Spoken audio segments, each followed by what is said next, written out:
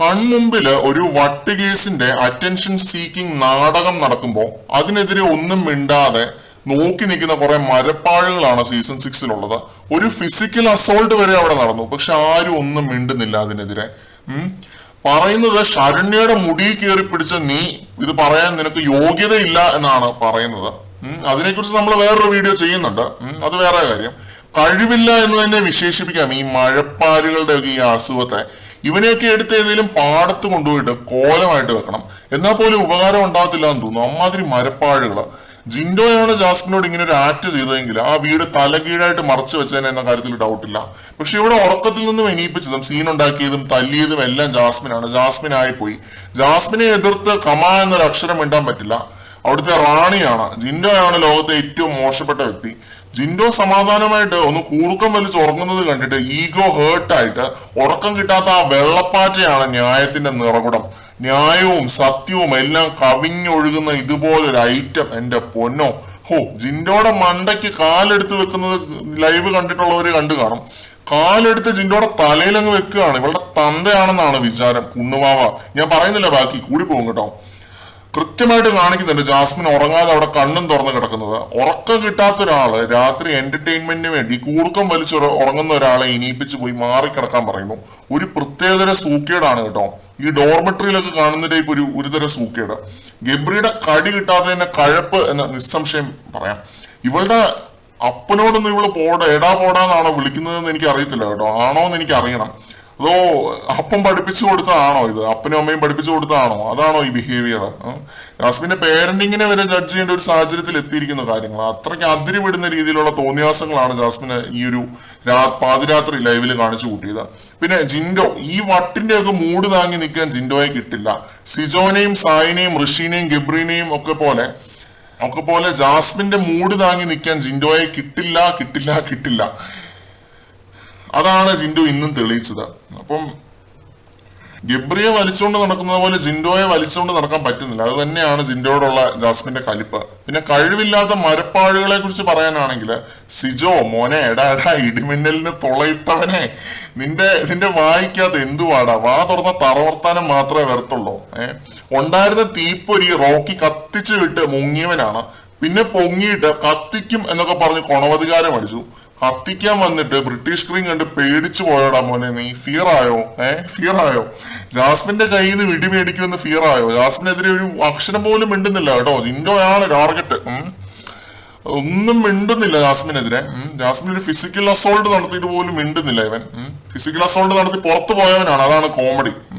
Physical ടാസ്കില് കളിക്കാതിരുന്നിട്ട് ലാലേട്ടനോട് പറയുമെന്ന് പറഞ്ഞ് കരഞ്ഞവനാണ് ഇവൻ. എടാ കഴിവില്ലാത്തവനെ, പ്രതികരിക്കാൻ കഴിവില്ലെങ്കിൽ വീട്ടിലിരിക്കണം. അവൻ ശരണ്യക്ക് വേണ്ടി ന്യായീകരിക്കാൻ വന്നിരിക്കുന്നു. ജിൻഡോ ചീഞ്ഞ് നാറുമെന്ന് പറയുന്നവൻ. നീയാണടാ മോനെ ചീഞ്ഞ് നാറാൻ പോകുന്നത്. നീ അത് അറിയുന്നില്ല എന്ന് മാത്രമേ ഉള്ളൂ. നിന്റെ കാട്ട് തീ വെള്ളം ഒഴിച്ച് ജിൻഡോ ഓൾറെഡി അണച്ചു കഴിഞ്ഞു. തെറി പറഞ്ഞ അവൻ ജിൻഡോയെ പാതിരാത്രി ലൈവില്. അത് മ്യൂട്ട് ചെയ്താണ് ബിഗ് ബോസ് കേൾപ്പിച്ചത്. മെഴുകൽ ഡയലോഗ് അടിച്ചു. അല്ല, ഇവൻ ആരാണ് ഈ പുന്നാരമൺ? ഇവന്റെ ചാനല് നിങ്ങളൊന്ന് എടുത്തൊന്ന് നോക്കണം കേട്ടോ. അതിലെ വീഡിയോ ഒന്നും കാണരുത്. വെറും തീട്ടം. ഇവന് ലസ്റ്റ് മൂത്ത് പ്രാന്തായതാണ്. കാമം എന്നല്ലാതെ തമ്മിലിൽ എഴുതുകയില്ലാത്ത ഊളയാണ് ഇവൻ.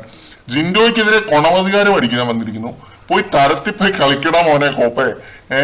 ജിൻഡോ നിന്നെ ഒന്നും ഒരു എതിരാളിയായിട്ട് പോലും കണ്ടിട്ടില്ല എന്നതാണ് സത്യം. പോടാ ചെള്ളുതൊക്കെ ആ മൈൻഡാണ് ജിൻഡോ ഇപ്പോഴും. പിന്നെ ഋഷിയോടും അഭിഷേകിനോടും പറയാനുള്ളത് ഏകദേശം ഇത് തന്നെയാണ്. പറ്റില്ലെങ്കിൽ ഇട്ടിട്ട് പോടേ. ഫിസിക്കൽ അസോൾട്ട് കണ്ടുകൊണ്ട് നോക്കി നിൽക്കുവാണ്. കുറച്ചെങ്കിലും ഇഷ്ടം മൈൻഡിലുള്ളതുകൊണ്ടാണ് കൂടുതലൊന്നും പറയുന്നത്. പറഞ്ഞാൽ കൂടി പോകും. ലൈവ് കണ്ടവർക്കറിയാം. സായുടെ ഒക്കെ ബുദ്ധി നിറച്ചു പോയതാണ് കേട്ടോ. അല്ലെങ്കിൽ ഇവൻ ഏതോ കുന്നുംകുളം ഏജന്റ് ആണ്, സീക്രട്ട് ഏജന്റ് ആണെന്ന് പറഞ്ഞ് പറ്റിച്ചേതോ മിമിക്രി ആർട്ടിസ്റ്റിനെ കേട്ടി വിട്ടതാണെന്ന് തോന്നുന്നു. കൺമുമ്പിൽ ഫിസിക്കൽ അസോൾട്ട് നടന്നിട്ട് അത് കാണാത്ത ഇവനെയൊക്കെ ഞാൻ എന്താണ് പറയേണ്ടത്? ഏജന്റ് ആണ് പോലും. ഏജന്റ് കോപ്പ്. തിരിച്ച് കാറിലേക്ക് വിടും ബിഗ് ബോസ്. അതാണ് ഏറ്റവും ബെസ്റ്റ്. അവിടെ ഇരുന്ന് അടി കണ്ട് ചിരിക്കുവാണ് ഇവൻ. എന്റെ പൊന്നോ, ഇങ്ങനെയുണ്ടോ ടീമുകള്? പിന്നെ ഏഷ്ണി അമ്മായിമാരെല്ലാരും ഉണ്ട് കേട്ടോ. പാതിരാത്രി ഒരു പ്രശ്നം നടക്കുമ്പോൾ എല്ലാരും വട്ടം കൂടി നിൽപ്പുണ്ട്. ഏഷ്ണി അമ്മായിമാരുടെ ബെത്ത ശത്രുവാണ് ജിൻഡോ.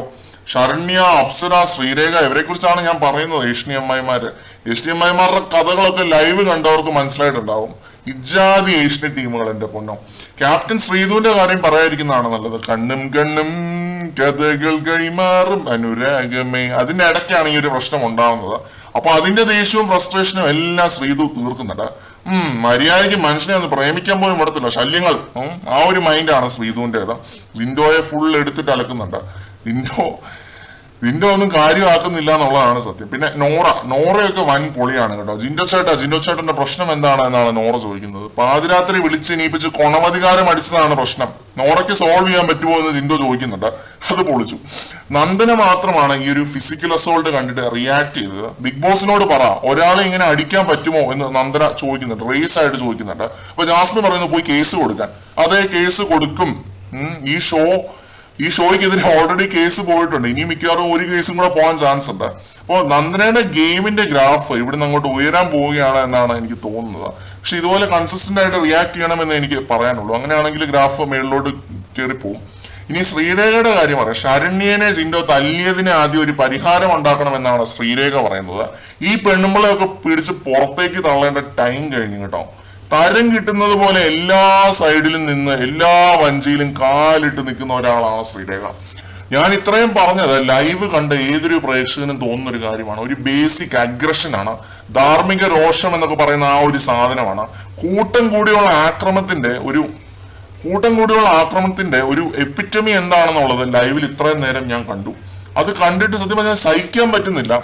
ജാസ്മിന്റെ വട്ടിനെ അനുകൂലിക്കുന്ന മരപ്പാഴുകളുടെ സംസ്ഥാന സമ്മേളനമായിരുന്നു ലൈവില്.